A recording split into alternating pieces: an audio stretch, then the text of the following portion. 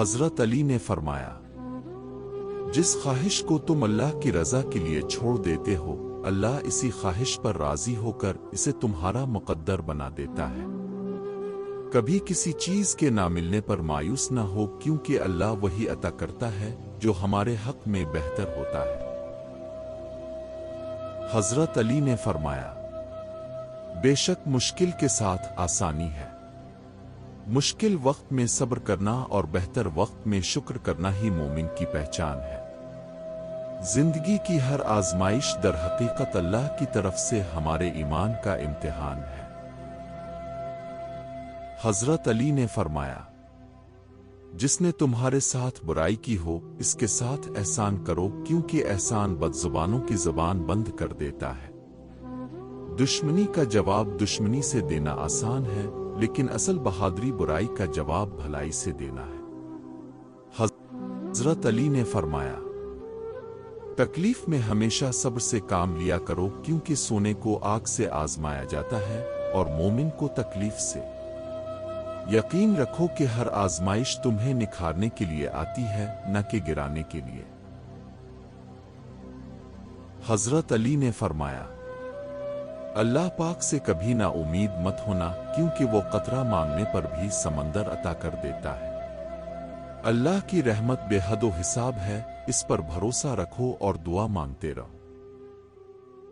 حضرت علی نے فرمایا، محنت کا پھل اور مسئلے کا حل رب دے گا۔ یہ مت سوچو کب دے گا، لیکن جب دے گا بے حساب دے گا۔ بس اپنی کوشش جاری رکھو، اللہ تمہیں تمہاری توقعات سے بڑھ کر نوازے گا۔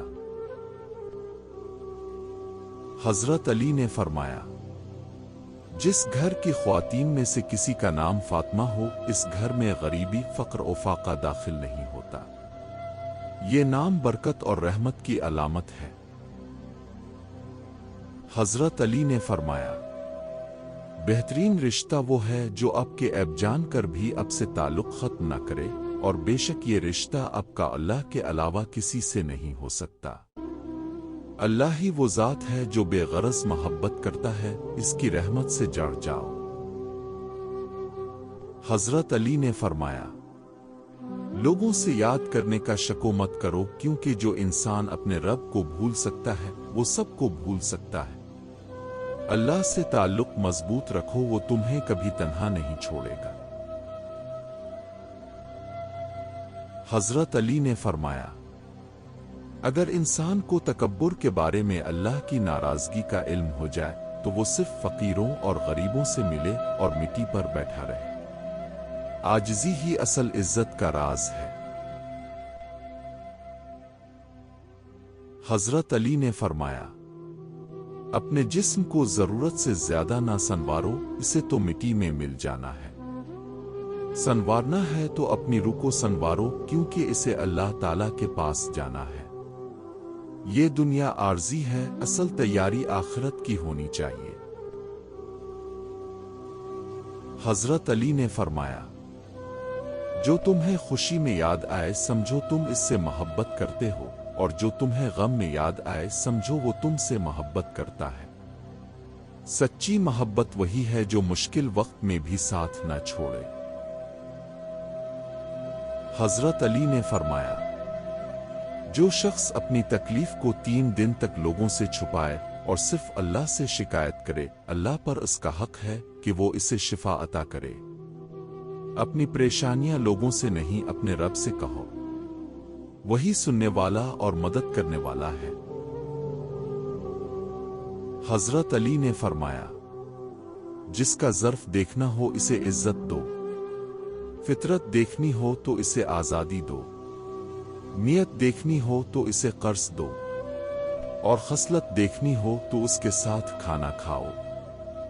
لوگوں کو آزمانے کا یہی بہترین طریقہ ہے۔ حضرت علی نے فرمایا، اللہ تعالیٰ تمہارے لیے 3 چیزیں پسند نہیں کرتا، بلا وجہ کی گپ شپ، فضول خرچی اور لوگوں سے مانگنا۔ سادگی، قناعت اور خودداری بہترین خوبیاں ہیں۔ حضرت علی نے فرمایا، दोस्त के साथ इस नमक की तरह रहूं जो खाने में दिखाई नहीं देता, लेकिन अगर ना हो तो उसकी कमी बहुत महसूस होती है। दोस्ती का असल हसन तब है जब मौजूदगी की कदर कम और गैर मौजूदगी की कमी ज्यादा महसूस हो। हजरत अली ने फरमाया, तुम्हारी मुश्किलात चाहे आसमान जितनी बड़ी क्यों ना हो, अगर तुम्हारा यकीन अल्लाह पर है तो कोई तुम्हें हरा नहीं सकता। अल्लाह की मदद हमेशा सब्र और यकीन वालों के साथ होती है।